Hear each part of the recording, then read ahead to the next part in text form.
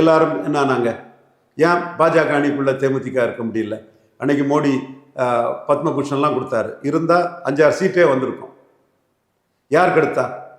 எது கெடுத்தது? நம்ம விரும்பணும். அப்போ எடப்பாடி பாமக என்டிஏக்குள்ளே வந்ததுனால 21 கலத்தி விட்டு மோசமான ஓட்டு எடுத்த தேமுதிகவை 5 எம்பி சீட்டு கொடுத்து டக்குன்னு கையில் எடுத்துக்கிட்டார். அப்போ அந்த இடத்துல நெசிட்டி எடப்பாடிக்கு இருந்தது. பாமக இல்லாதனால எடப்பாடிக்கு நெசிட்டி இருந்தது. இப்போ பாஜகவுக்கு என்ன சீட்டு கொடுத்துருக்காரு எடப்பாடி? நான் பலத்துக்குரிய சீட்டு வாங்கணும்னு அண்ணாமலை உழைப்புக்கான சீட்டு வாங்கணும், அண்ணாமலை ஹீரோவாக பார்க்கக்கூடிய 11.4 விழுக்காடு ஓட்டர்ஸுக்குள்ள சீட்டை வாங்கிடணுங்களா நான் ஃபைட் பண்ணிட்டு இருக்கேன். 30 கொடுப்பாங்களா? அப்போ ராவுத்தருக்கே கொள்ளு இல்லை, அது இப்படி குதிரைக்கு கொள்ளு போட்டுக்கிடுவார் ராவுத்தர். பாஜகவுக்கே என்ன சீட்டுங்கிறது இன்னும் தெளிவாகல. பாஜக எப்படி தேமுதிகவுக்கான டிமாண்ட்ஸை மீட் அவுட் பண்ணிக்குவாங்க?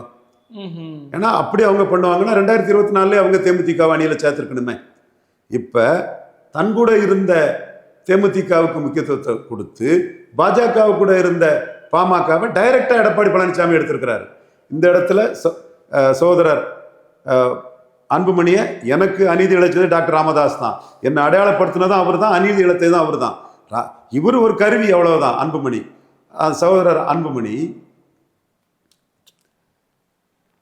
2024 பிஜேபி கூட நின்னவரை ஏன் முக்கியத்துவம் கொடுத்து எடப்பாடி எடுத்திருக்கிறாரு?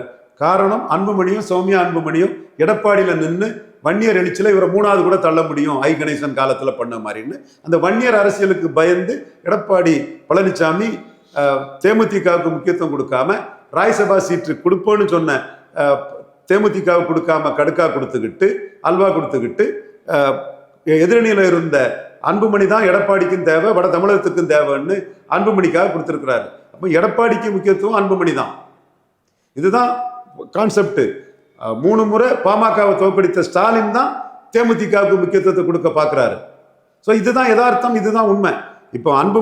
இப்போ பிரேமலதா அம்மையார் வேலுமணி ஐயா கூட சேர்ந்து ஒரு நிகழ்ச்சியில் கலந்துக்கிறாங்கன்னா வேலுமணிக்கு கோயம்புத்தூர்ல தேமுதிக இருந்தால் நல்லா இருக்கும்னு இருக்குது.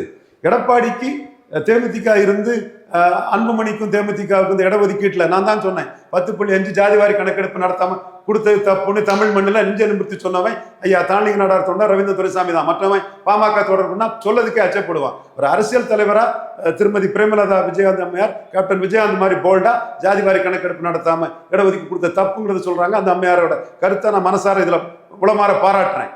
ஸோ இந்த இஷ்யூ தான் அந்த கூட்டணிக்குள்ள பிரச்சனை. எடப்பாடி எதிர்கட்சி தலைவராக வர்றதுக்கே 10.5 வன்னியர்களை நம்பி நிற்கிறாரு.